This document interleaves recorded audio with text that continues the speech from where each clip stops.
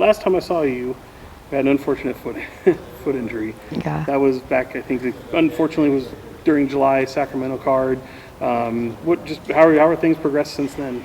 The foot's doing really good. It healed up really good. So, couldn't ask for a better recovery time. I also think that it ended up being a blessing in disguise because since I had hurt my leg in my previous fight, I don't think it was like fully healed yet, and so this allowed for more older injuries that were lingering out to recover. So I feel better, feel 100% right now. Yeah, So. and I mean, I remember the first year I met you, it was like one after the other. The fights were coming at you, and it seems like you had the suspension and the injury, and it just seems like there's so much time in between, and that's kind of a good way to look at it, give you time to heal up. Yeah, no, for sure. I think it is a little bit. It was a little bit hard sitting out and having so much time in between fights and not fighting as much as I wanted to. I mean, in my first year being a professional, I got 6 fights in a year, and then it slowly started going to about 1 fight a year, 2 fights a year, and I'm like, it did drive me crazy a little bit, but you can't go at 100% speed all the time, 24/7. So there's gonna be times where I have to slow down, have a tune up, and make sure the car's running good, and that we can go on another great run. So I feel like that's just a part of it. It's good for my body to take that time off and heal, and that way when I come back, I'm able to give everybody great performances and be the best athlete that I can be. Is it easy to say where you can just go, my target would be 3 fights a year, 4 fights a year, or is that just dependent upon your body at the time, an opponent? Like, how do you look at that? If it was up to me, I would love to have at least 3 or 4 fights a year. That would be perfect for me. But with, like you said, dealing with injuries and things that are out of your control, sometimes it takes a bit longer. I don't ever plan ahead of my, bout that's in front of me. So I usually end up planning what's next for me the very same night that I'm done with my fight. I usually out there looking for searching for the matchmakers the very same night, and I'm like, hey, okay, what's next, so it just really depends on the outcome of the fight and, my health, basically, because if the doctor doesn't, if he doesn't clear me, then I can't fight, so it's really up to him, so I don't plan anything past the fight date. In a way, I mean, that's still kind of fun for you. I mean, you're almost like a fan or even like a media member in that regard, always looking at kind of what's next for you. Yeah. No, all the time. Like, I want to fight all the time. I mean, for a moment, they thought I was like on a Cowboy Cerrone, thing where I was just like fighting nonstop, and if I could, I would. But it's not something that, your body's able to, allow you to do. Just for MMA, it just takes so much out of you, and so if you do it right, and you want to do this for a long time, you can't just keep crashing your car over and over. Right. So I know this is a lifestyle for you, but seems like each fight, each level you go, you're learning something more. And I mean, 2 years ago, I think when I first met you, how different do you feel from that girl then who was making her UFC debut? I think like with anything that you learn, it's always new to you, and the more you do it, the more less strange it is for you, the more you're accustomed to it, the more you can build on it. So when you start anything, you gotta lay down the foundation and then keep building after that and building. And so my years of nonstop training and, have just continued to build, and so I've just gotten stronger, better, more mature. I've gone through so much, and I feel like just physically and mentally a lot stronger than I ever have before. And, thank God I'm completely healthy. I don't feel run down at all, It's good. Yeah, and since suffering the first defeat, 2 fight win streak coming into this fight now, what about you is different? I mean, can you even notice big differences in the way you fight? Yeah, absolutely. Every time I always look at all my fights from before, and it's almost like cringe, for me to watch, because I watch them so much, and I just pick them apart, and then I look at them like, oh, that looks horrible. But at the time, you think, you look good, which is all at the end of the day. So it's, a lot of it's mentality. So sometimes you might not be the best, but you have to believe that you're the best, and that's you, But I know that there's definitely, I've grown a lot since those fights before, I feel like I excelled a lot faster in my ground games, so now my striking's catching up, and I feel just so much more comfortable with everything. I feel so much more mature. I feel like things are more clear. You know, when you first do something, it's chaotic, and the more you do it, the more you're able to slow things down. And like, you know, kind of like the Matrix kind of thing. Even when you're in there and you're moving around, you can see things a lot more when you're just so used to it. So I feel like I'm just way more mature, you know, mentally, and this has changed me. The losses always do. They always change you for the better. One of the things you said to me one time is still, I remember, you said it feels like Street Fighter. You're going from place to place. Yeah. Does it still feel like that? It does feel that way. I feel like you get to travel all over the world, and you know, have all which I need to do. I need to put a map of the world out and just put a little star of every place that I've like fought at, you know, or like traveled for fighting. But it's like I feel like I'm just going all over the world and, you know, fighting at different places, and you know, eventually if I rack up the right ones, I'm gonna get to the top one, you know, and the main fight and get that title. But it's such an amazing ride. I mean, I've been able to travel all over the world because of fighting. Before fighting, I barely even left the United States, at all. So for the past, I think it was 2 months you've been in Thailand? Yes. So for this fight camp, I did most of my fight camp in Thailand. Since there was a big transitioning with the gyms, me leaving Team Alpha Male, and also my coach Justin Buckles right now is in the middle of like opening his gym, and so it's like, okay, we need a place to train, we need to go somewhere. I was like, let's just start the fight camp in Thailand, and then come back and finish it. But go to Thailand, get in shape, just focus. And I was like, all right. And then I went over there for 2 weeks, and we were still kind of figuring out how to put a team in camp here, but we're like, well, Tiger already has it, so let's just, no hassle, just do most of the fight camp over there. So I just came here for 5 days, and got my dog and my stuff, and I went back to Thailand, and I did like 7 more weeks. So, yeah, no, it was great, man. Thailand was definitely very great experience. It's awesome to not only grow as a fighter, but as an individual. I mean, me being a woman and traveling somewhere by myself, where I really didn't even know anybody there in Thailand. Like, I knew of people, I knew some of the fighters and some of the coaches, but I had no idea. Nothing. Like, I was just traveling by myself. Never done that before, and let alone for that long. So it made me grow. There's language barriers. I couldn't read the labels. So now I know a couple words. So I feel like I can, You can get by. I can get by. Thailand's my spot now. What about with Master Tong? I know he's, if you look at a Venn diagram, like he connects to so many different fighters. He's had so many people under him. What can you say about him as someone to learn from? Dude, Master Tong, he's a legend. I mean, he's not your typical Muay Thai trainer. He actually doesn't like a traditional Muay Thai. He says he like freestyle, and he loves MMA. He loves MMA more than he does Muay Thai, but he only teaches like striking over there. But he's got his own gym in Bangkok. I don't know, most people don't know, but Master Tong was he was a striking coach at Team Alpha Male for a very long time, and then he had to go back to Thailand. So the last time I had seen him was actually when I was an amateur.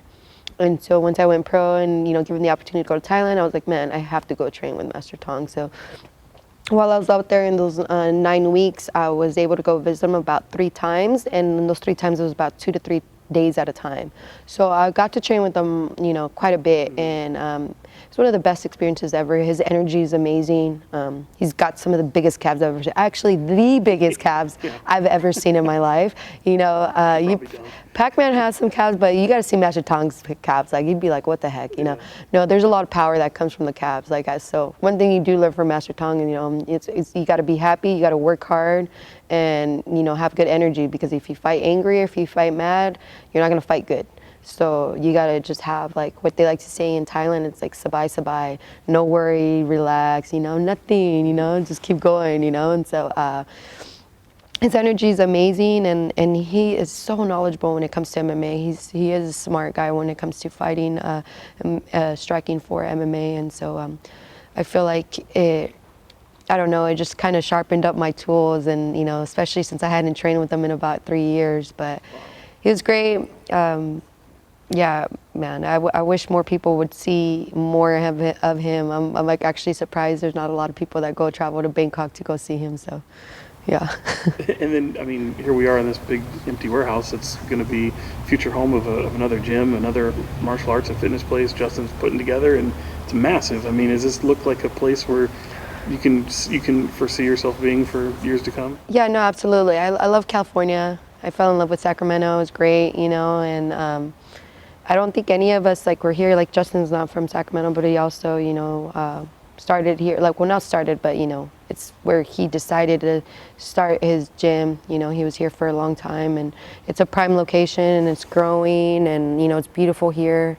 And I cannot wait. I cannot wait for the energy and the vibes that are going to go in here. Who knows? We're still going to work on trying to get Master Tong over here, although they, denied his visa. But who knows? You never know. There's always hope. So I'm really excited. I think this is going to be something great for Sacramento, and I think it's going to be a good positive environment. And being here, and I think West Sacramento is like probably growing rapidly right now in comparison to everywhere else. And it's right around the corner from Midtown, so everything's so close. It's just, I cannot wait. It's gonna be like an amusement park, like opening up, like just a giant playground for fighters. And I'm like, yes. That's right up your alley. Yes, like I cannot wait. So I'm just gonna run all over, like all crazy. I'm just like, no shoes on.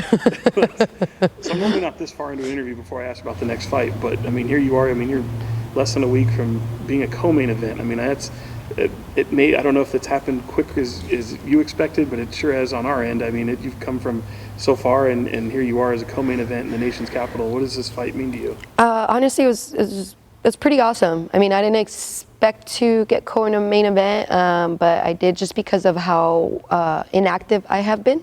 So I feel like, I had gone co-main event before when I fought Joanne Calderwood in Glasgow, but that was because I was active. I had just fought, twice, 3 times in that year. Like, I was in there, like, in everybody's face, like, so it's like people knew, like, who's this chick? I was right there. I was up in the mix, and now I'm like slowed down, and so, kind of the less you fight, the more irrelevant you become. So it was just like, oh, okay, they're not going to give it to me. And then especially after Claudia, like, pulled out of the fight, I was like, I was like barely expecting to be on the main card, and I was like, okay, But no, they gave me co-main event slot, and I think that I think they're really excited to see what I can do. They've been paying attention to what I've been doing over there in Thailand. I've been putting a lot of my training and stuff, and they're really excited. They see that I've made leaps and bounds, that I've put my head down and just focused and train. And I've gotten a couple messages from Dana White, saying how excited he's for my fight, and my striking's looking good, and he's always paying attention. And so I went to UFC Singapore. I saw a lot of the people from the UFC over there, and I made comments too as well, how excited they are. They've been seeing me train, and so I think that's why they see fireworks for this fight, and there's a reason why they put us there, because they see me training. They see this girl 12-0, hungry, and so. Yeah, and I'm going to make the best of this opportunity. I'm definitely going to do my best to represent in our nation's capital. We got a Brazilian coming through, so I got to represent, protect the house. Right. Is it fun to go up against a fighter that's undefeated? It is. I think it's great. It just gives you another, like, a little bit more of a motivation. Like, you get to crack the puzzle this time. Like, nobody's been able to crack it. And you're like, no, I can do it. So that makes it more exciting. It gives you more motivation during training and really figuring out what you need to do or work on to make sure you get the job done. And I'm excited. It's a hungry fighter. I love fighting tough fights. I love fighting the best. So it's like, I don't like easy fights by any means. If there's someone that they say, oh, like, for example, I don't want to fight Paige VanZant. I was like, because I was like, okay, she's a shitty fighter. It would say nothing about me being a great fighter. They're not going to be like, oh, well, you deserve a title fight after you beat Paige. No, but if I beat undefeated 12-0 fighters, if I beat people in the top 10, if I beat Claudia Gadelha, if I beat, Tatiana Suarez, now we're talking, you know what I mean? So I want, when people look at my resume and they look at Go to Sherdog and they see who I fought, they can say I fought the best of the best. Mm-hmm. And I think beating an undefeated fighter just as her is just going to say a lot, and it's going to look real nice under my resume. Yeah. Since you mentioned Paige, I mean, obviously that's kind of blown up a little bit, but it is also funny because of moments like that, and that's just what the fighting game is. Like, someone says some shit on one end, someone says it on the other, and it's all of a sudden it becomes something bigger than it is. And prime example is Diaz and Masvidal. Obviously, those are two dogs, like they're two great fighters. But you look at her as someone that like you said, you'd be embarrassed to have on your resume. But sometimes don't you just kind of have to give in to maybe what people might hype up? Hey, Fun fight? if the people want to see that fight and they, it's an interesting fight, yeah, cool, we'll get it. But like if it meant something to that's going to get me closer to becoming a world champion. At the end of the day, the BMF title is not the world Right. champion. To be the world champion, you got to be the best of the best. Now, some of these guys, even I love Diaz. I'm a big Diaz fan, a big Masvidal fan too, and they're badass motherfuckers. They really are. Yeah. But were they like on their way or going for a world title because they're being the best of the best? No, they're bad motherfuckers. But I get it. But I feel like certain fights you do make, they're popular. You just do it for the fans, But I won't be a world champion. Right. I want to be a world champion, and if you tell me that I got to fight her to get me closer to the title, I will do it, if that's what they tell me to do, But if not, then I'm not gonna want to have a bunch of Paige VanZants in my resume. Right. And unless there's money behind it, right? Yeah, exactly. Yeah, sure. I mean, who doesn't want? I mean, I'll beat anybody up for some money for sure. Claudia, I mean, she's got hurt, had to pull off the fight, but she's got a fight like next month, in January. Does that irk you a little bit? I mean, yeah. It does, just because they didn't give me the opportunity to be like, oh, hey, I just woke up one day, I was in Singapore, and they're like, I seen the video, she said she pulled out, and it was because of an injury that was lingering, and she didn't feel like she was going to have enough time to heal up. So I was like, okay, cool, I understand, injuries suck, and it's nagging, so that must mean that it's going to be a while before she can fight because she's got to pull out, Dude, I had a nasty, eye infection while I was in Thailand. I couldn't train for for about 3 weeks, I couldn't do any contact training. I didn't know if I was gonna lose my freaking eye. I'm in a whole different country. I had to go to the hospital once a week, but never did I once think, hey, I'm gonna pull out of this fight because I can't train and I'm over here. I'm just gonna go back to America and just, whatever, trying to figure it. My eye's gonna fall out. Like, no, whatever it is, we're gonna keep it on the wraps. And what you should do as every fighter, because you're gonna deal with shit in your fight camp, right. And it's up to you to work through it. And that's how I felt like when I was dealing with that infection in my eye. But for her, she was just like, she just got back from Abu Dhabi. She was guest fighter. Right. She's doing this. She's training. She's hanging out here, blah, blah, blah. And then next thing I know, you're pulling out of the fight. First, you're making a joke that your foot fell off and you're pulling out. But then you really pull out. And I'm like, okay, it's okay. I understand. I had injuries. Mm-hmm. But then to see, 2 weeks later that you lined up a fight 4 weeks after our bout, I was never given the opportunity. Why didn't you say, hey, maybe this is what's up. I don't think I have enough time to heal up from this injury. Maybe what do you think about doing for January, or otherwise I'll find you someone else. I never got that option. Right. It's never shown, because otherwise if she did, I'd be like, oh, well, hey, maybe it works out because I had this nasty eye injury. I couldn't really train as hard as I wanted to. Sure, okay, I can use it. But I didn't think that, and so.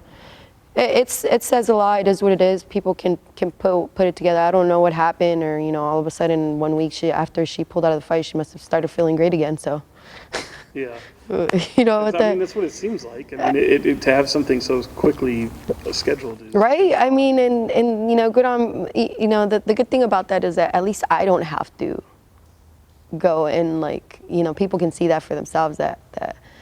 She's what she's doing, right. And how, if that's respectable on their point, and on her part, and, you think that's cool as a fighter to do, what, I don't know. I mean, she's scared, or is too much of a gamble for her? I don't know, but that's still going to be a tough fight for her. Alexa Grasso's a good fight, so, but the show must go on, so. It seems like she'd still be in your crosshairs a little bit. I know the division has kind of opened up a little bit from 2 years ago, but yeah, it's opened up, and I feel like a lot of the girls that were there in the top 10 for the last 2 years are on their way out. A lot of them. Tisha Torres, she's already out. Carolina Coaxco, I can't even pronounce her last name. She's out. They're all kind of just weeding out heading down towards the, and so. I don't know. We'll see. It's definitely shaking up a lot. But if she's there, she's, like I said, I want to be a champion. It's really hard for me to cut to strawweight. So it's I don't want to hang out in the strawweight division for for too long just to have. My goal is to be, the world champion as a strawweight fighter and fight the who's and the best. And then when it's time to go up, after I've established myself as one of the best strawweight fighters, they've ever had, then I want to go up to flyweight. Yeah. But yeah. How far off do you think that could be? I don't know. It all depends on like when I get that title. I want to be one of the best world champions ever, and I'm not just talking. I don't want to just get the title and then vacate and leave. Mm-hmm. I want to defend the title. I want to be one of the best, world champions that they've ever had, and the only way that I can do that is to defend the belt. I'm not sure how many times Joanna Jędrzejczyk has defended the belt as a strawweight, but I would love to have, those numbers. So, yeah, that's the goal. Yeah. Because, for you, because the division is open, I'll ask it a different way. Can you see a title shot possibly within this year, or does that still feel a little too soon? No, not at all. If it was up to me, I'd fight all of them, like, nonstop, like every month. If I could, I would fight all of them, like just nonstop, and I want to be the best, and I truly do believe that there's certain talents and that I have that, or certain strengths that a lot of the girls there in the divisions don't have. And each one of us has our strengths and stuff like that.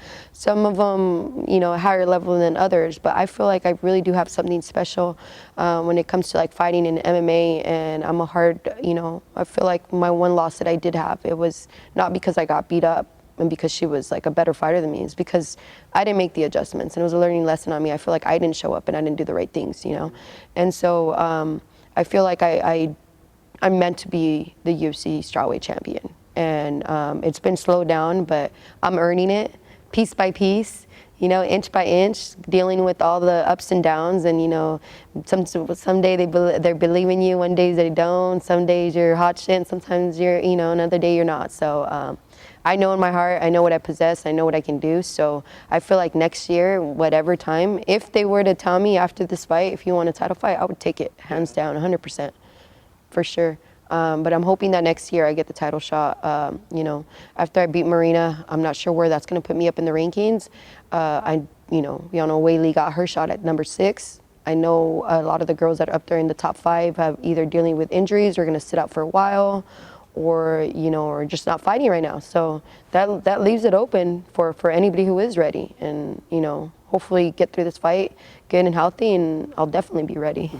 How do you, I hate asking this question all the time, but how do you see Saturday going? The way I see Saturday going is, I'm going to find the right opening, whether it's going to be with like body shots, but if I get that takedown, it's just going to be a quick finish. I feel like she's going to be strong, she's tall, I feel like she's imposed her size a lot on like a lot of the other fighters, especially with the height and stuff and just walking around lighter. I'm not the tallest strawweight fighter, but I'm definitely not the smallest. I'm pretty strong and stocky, and I cut a lot of weight, so I don't think she's going to be able to, defend herself or stop me too much from doing what I need to do. So I think that I'll be able to take her down and, finish her off with some ground and pound. If not, she'll turn around and give me her neck, and, that way it'll make it easier on herself just by tapping out, so she doesn't have to take any more damage. So that's the way I see it. First round, whatever opportunity I get, we'll take it to the ground and get that finish. And finally, you mentioned as far as, you talk about how you blame yourself in that loss for not doing what you thought you should have done in that fight. Is that harder to take than maybe just getting knocked the hell out? Like, is that easier to take? I don't think so. I think that if I got knocked out, then I'd be like, I'd be stressed out and think like, man, my chin's not good. Maybe I can't take hits. I'd be a little bit more hesitant. So I really start doubting myself a little bit more. If I get finished, if someone was a better man that night, then, or a woman, I should say, a better woman than I should say, like, maybe, yeah, it'd be a little bit more hard on me. But because it's more something where I realize it's because I have more to learn. It's not like the end of all. I'll be like, it's like,